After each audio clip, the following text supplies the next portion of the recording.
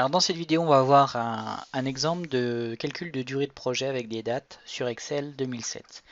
Alors ici, on a une date de début de projet dans la cellule D6, une fin de projet en I9. Et ce qu'on va faire, on va utiliser une formule pour avoir le nombre de jours calendaire. Donc on fait exemple I9 moins D6, donc la fin du projet moins le début du projet. C'est la première façon de faire et on a ici un résultat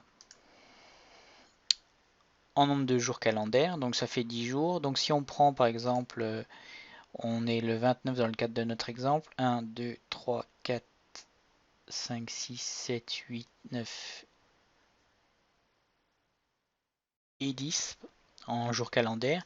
Et si on prend le nombre de nos jours ouvrés, donc le nombre de jours ouvrés, en fait, c'est la formule égale nombre de jours ouvrés, donc de D6, la date de départ, à I9, la date de fin. Et ici, on peut utiliser une plage. Donc j'ai utilisé une plage qui se trouve dans l'onglet jours fériés qu'on a ici.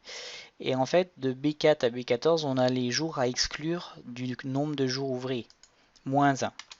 Donc je mets le format en standard. Ici j'ai ma liste.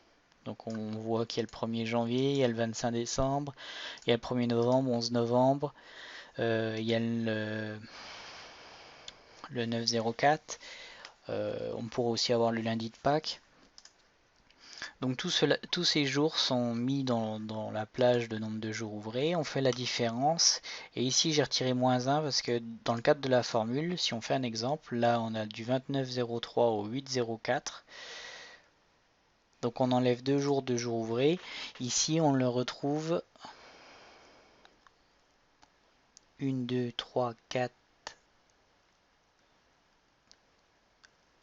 Donc là, j'ai 3 jours.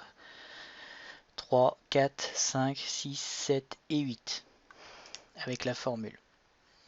En faisant ainsi, on a la possibilité de faire des calculs de jours ouvrés calendaires et de jours ouvrés avec une plage de jours fériés. Donc cette plage, vous pouvez avoir des plages liées, une plage liée à vos jours fériés, mais également avoir des jours supplémentaires liés à l'activité de votre entreprise. Et vous l'incorporez dans une plage que vous pouvez même nommer suivant vos besoins dans un onglet. Et en ayant ainsi le calcul des nombres de jours ouvrés, vous pouvez faire de la planification type Gantt par exemple.